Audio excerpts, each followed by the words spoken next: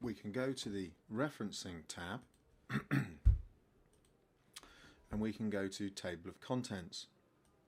Selecting that, and we can insert, there's a number of different ways you can do it, but insert automatic table of contents. How to remove the items of the table of contents, selecting your document. Okay.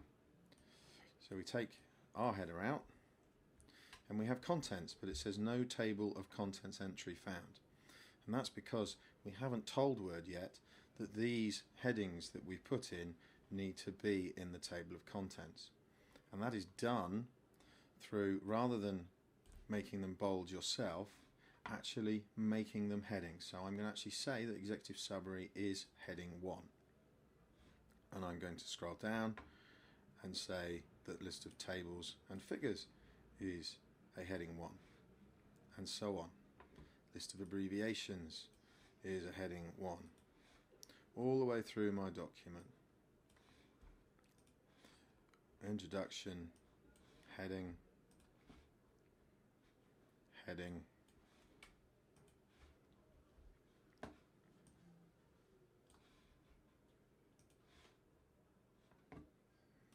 right through to conclusions, recommendations,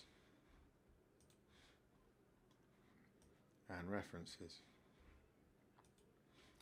Now what that's done is it's given it a bold, and we can change that in a minute, but when we go back to our tables of contents, we right click on it and we can update the field, it automatically therefore puts in the titles and the page numbers that they're on, and that will be updated as you type, as you add things. And it's important to understand that. So I can go under the first heading after introduction, change that, for example, to say the market,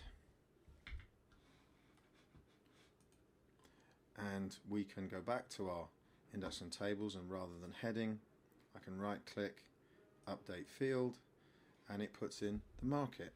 Now this has clear advantages if you consider you're doing quite a long document with different people working on them. As long as each person uses the right headings, then you can automatically create a table of contents from the information that's provided to you. We'd quite like to change this, make it a bit bigger, and at the moment maybe change the font. And it's possible to select heading, click the drop down, select modify. At the moment it's Cambria, but I want Verdana, so I select Verdana, size 14, bold, click on OK, update everything, and all those listed tables as well as introduction are now Verdana bold. Hopefully you'll see where we're going with this. So it helps with the production of your document and the layout that you're going to use. The other thing that we've asked for within the document is something called numbered paragraphs. So we want the headings to be numbered as well as, or if you like, throughout the document, so that the market is changing and you've got a whatever text you're writing, but we want numbered paragraphs, and the way to do that is to select the heading again, select modify, go down to format this time and select numbering, and under numbering we can see we've got a number of different ways that we can number a paragraph or produce bullets, and we're going to go with that one, I think, and it puts in 1 for introduction. Click on OK, and each now has a heading. 2, executive summary 1, contents 2, list of tables 3, 4, 5, etc. The market is number 6.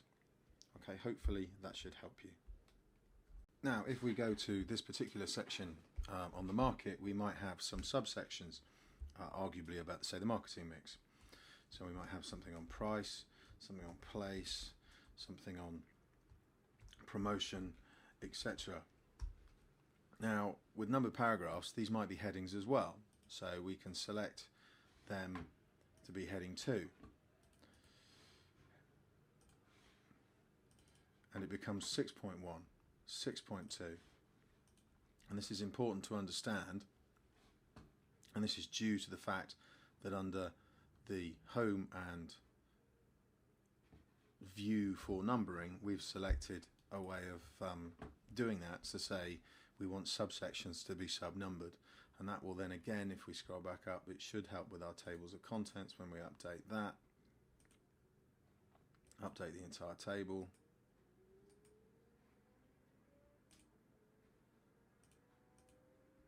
It puts in our subsections. So essentially our tables of contents is growing as the document grows. Okay, what we can do is under the home screen we can save that as, once we've got a basic outline, we can save that as a Word template, and that means that we can use that template in future assessments.